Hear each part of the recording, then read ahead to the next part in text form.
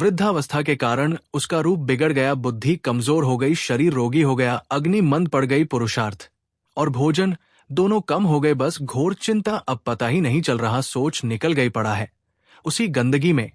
जब वह रो रो के कहता है, ऐसा पीटते हैं घर वाले, हमने देखा पीटते पड़े पड़े हता, भरपूर भोजन नहीं देते हगे, कौन फेंके, इसका कैसी दुर्गति होती है। इसमें जो शब्द लिखा है, आस्ते मत्य पनस्तर गृहपाल, इवाहर गृहपाल कहते कुत्ते को।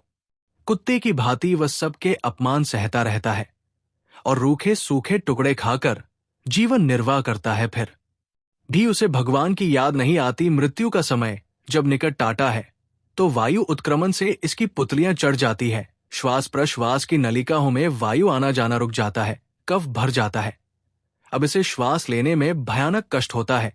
कंठ में घूर घुरा, हट पर उसका मोह, उन्हीं अपने बच्चे, परिवार, घर, शब्द, ये सब छूट जाएगा। बड़ी दुर्गति है। अंतिम समय क्या सोच रहा है? ये पत्नी छूट जाएगी, बेटे छूट जाए, बेटों ने क्या उनके साथ व्यवहार किया? ये मोह है, ये मेरा कमाया हुआ मकान कैसे छोड़ सकता हूं? तो छिपकली बन के आना इसी मकान में। रंगना पक्का आपका अंतिम फाइनल आपका चिंतन होता है। आपका चिंतन वही बनेगा जो जीवन भर आपने किया। उसके परिणाम में बंधु बांधव आकर घेर लेते और मनाने लगते हैं कि अब जल्दी मर जाए, भगवान उठा ले। इसे मृत्यु पास के वशीभूत महान कष्ट को भोगता हुआ अपने परिवार का चिंतन करता है। वो मूड ये भी नहीं सोच पा रहा कि अगर अंतिम समय कृष्ण बोल दो, राधा बोल दो तो काम बन जाए। कुटुंब का भरण पोषण और मोह में लगा हुआ यमराज के दूत आते हैं, मार के उसके प्राणों को खींचते हैं। वो तो मार वही जानता है जिस पर पड़ती है। सोचता कौन है? विवेक है नहीं, इसलिए सोच काम नहीं करती। भयंकर रोष युक्त नेत्र वाले जिनके देखने से पेशाब छूट जाए, तभी तो आप देखो मरने वाले का सोच, लघु शंका सब छूट जाती है देखने मात्र से। इतने भयानक है वो देखकर भय के कारण मल मूत्र त्याग कर देता है। सदृष्टवात्रा हृदय सकन मूत्रम विमुचति, इतना भया स्वरूप होता है उनकी घुख और उनकी मार की टटी, पेशाब सब छोड़ देता है। यमदूत उसे भयंकर यातना देते हुए प्राण खींचते हैं। अब ये तो वही जानता है जिसके खींचते हैं। बाहर वाले सब घिरे बैठे हैं, कोई एक बार भी नाम नहीं बोला। अगर एक बार बोल देता राधा तो भाग जाते यमदूत और बच जाता। पर ये सौभाग्य तो जिसने जीवन में धर्म किया है, कहीं ना कहीं भगवत आश्रय लिया, उसको ये मिलता है। जैसे कोई घोर अपराधी को सिपाही बांधकर ले जाते हैं, उसी प्रकार रस्सी में बांधकर बलात् उसको यमलोक की लंबी यात्रा कराती है। रास्ते में पिटाई, घुड़िया, उसे प्यास लगती, पानी नहीं दिया जाता, तपती हुई भूमि पर चलाया जाता है। कुत्ते नोचते हैं, व्याकुल हो उठता है, भूख प्यास उसे बेचैन कर दी। पर यहां किसी की भूख नहीं मिटाई तो तुम्हें रास्ते में भोजन नहीं मिलेगा। यहां कभी किसी को पानी नहीं पिलाया तो एक बूंद पानी नहीं मिलेगा तुम्हें। ये कर्म भूमि है, दावानल जैसी दहकती हुई भूमि पर उसे चलाया जाता है। तपत बालिका में मार्ग में जब एक पग भी आगे बढ़ने की सामर्थ्य नहीं होती, मूर्छा जाती है। मार मार के उसे चेतना में लाते हैं। यमदूत फिर घसीटते हैं। महान दुख में अंधेरे मार्ग से अत्यंत क्रूर यमदूत उसे यमपुरी को ले जाते हैं। कितना मार्ग? 99 हज योजन मृत्यु लोक से। ऐसे नहीं कि कोई गप लिखी हुई है, नहीं नहीं, अब जैसे तिहाड़ जेल है अब जानते नहीं तो क्या जानोगे। कहां तिहाड़ जेल जाओ, देखो जाके आजीवन कारावास कैसे बड़े कठोर। कठोर जैसा अपराधी वैसा दंड विधान। यहां थोड़ी दया है क्योंकि हृदय व हृदय नहीं, वहां हृदयहीन शासक तुम्हारे पीछे लगाए जाएंगे। हृदय ही नहीं है, बस एक एक कर्म का हिसाब। जो हमने पढ़ा था पहली बार तो होश उड़ गए थे।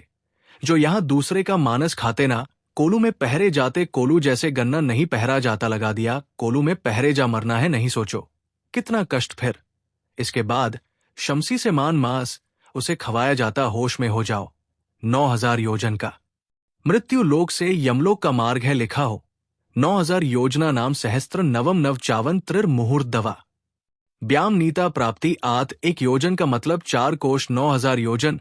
इतने लंबे मार्ग को 2 या 3 मुहूर्त में तय करना, दौड़ा के 2 या 3 मुहूर्त बहुत कम समय। फिर वो पहले से तय। इसको इस नरक में डालो, इसको इस नरक में, वहां इतना समय थोड़ी भीड़ लगी है।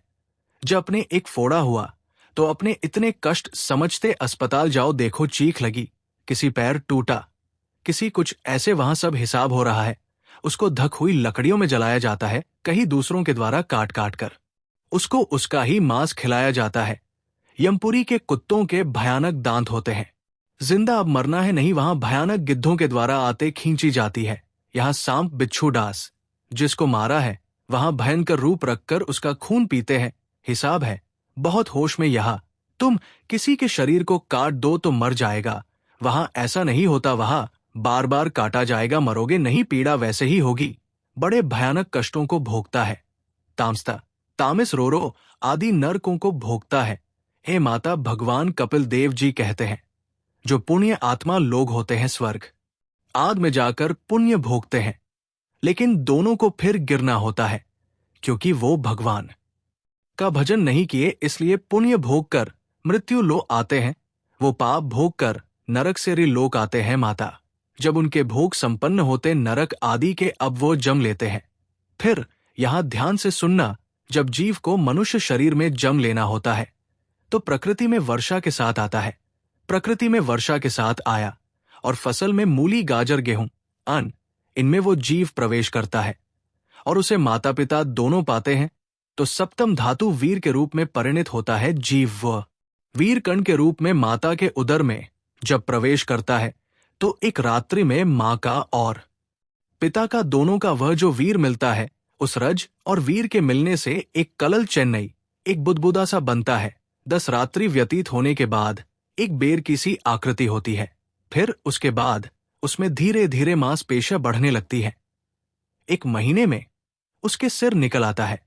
2 महीने में हाथ पांव अंगों का विभाग होता है। तीसरे महीने में नख, रोम, अस्थि, चर्म, स्त्री पुरुष के चिन्ह प्रकट हो जाते हैं। 4 महीने में मांसा, सातों धातुएं प्रकट हो जाती है। 5वें महीने में चेतना जागृत हो जाती है।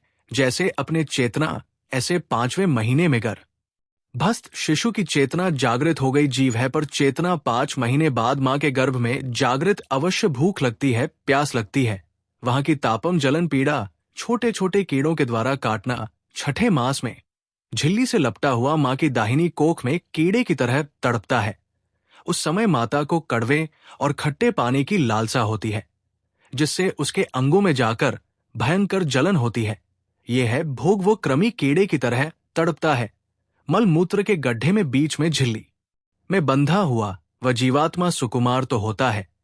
वहां के कीड़े उसे नोच है छोटे छोटे, वो तड़पता है। माता प्रसन्न होती कि जब बच्चा हिलता है, बोले है उसकी दुर्गति हो रही, वहां भयंकर कष्ट पा रहा है, ऐसा क्लेश होता है कि क्षण कण में बेहोश होता रहता है। माता के खाए हुए कड़वे, तीखे, गर्म, नमकीन, रूखे, खट्टे, यही पदार्थ पाने की इच्छा होती है माता, क्योंकि उसको भोग भोगना है। उसके कोमल शरीर में भयानक पीड़ा होती जब माता ऐसे पदार्थ खाती है। शय की झिल्ली में लिपटा हुआ तो और मल मूत्र से घिरा हुआ सिर, पेट की और पीठ और गर्दन एक कुंडला का ऐसे कणकण जैसा, ऐसी आकृति गर्भस्थ शिशु की होती है, पिंजड़े में बंद पक्षी के समान पराधीन। ना तो वो हिलडुल सकता है, ना बोल सकता है। बड़ा असमर्थ दुख को भोग रहा है। चेतना पूरी है इसी समय भगवान